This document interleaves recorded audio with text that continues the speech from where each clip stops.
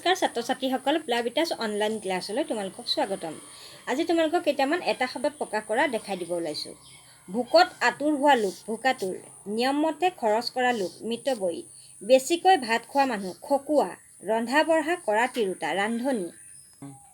এতিয়া কেইটামান জানিবলগীয়া কথা আছে। ডাকৰ বচন। ডাকৰ বচনবোৰ লোক সংস্কৃতিৰ ভিতৰুৱা। ডাক নামৰ পুৰুষ এজনে এই বচনবোৰ ৰচনা কৰিছিল। এই বচনবোৰ যুগ যুগ ধৰি মানুহৰ মুখে মুখে প্ৰচলিত হৈ আহিছে। ডাকৰ বচনবোৰ মানুহৰ সামাজিক আৰু ব্যৱহাৰিক জীৱনত পালন কৰিব পৰা কিছুমান পৰামৰ্শমূলক উক্তি, য'ত ৰাজনীতি, সমাজনীতি, ধৰ্মনীতি, অৰ্থনীতি, কৃষিনীতি, ৰন্ধন প্ৰক্ৰিয়া, যাত্ৰাৰ ফল, ৰোগৰ বিৱৰণ আদিৰ উল্লেখ আছে।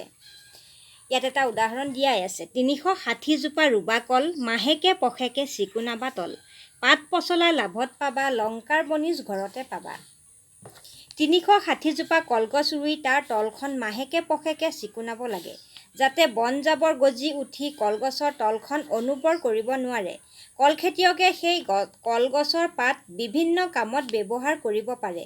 কলৰ পুলি পচলা হিচাপে খাব পাৰে। তদুপৰি ৩৬০ জোপা কলগছৰ কল বেচি তেওঁ ঘৰতে বহি ধন ঘটিব পাৰে। ধন বিচাৰি তেওঁ লংকালৈ বা দূৰলৈ যাব নালাগে।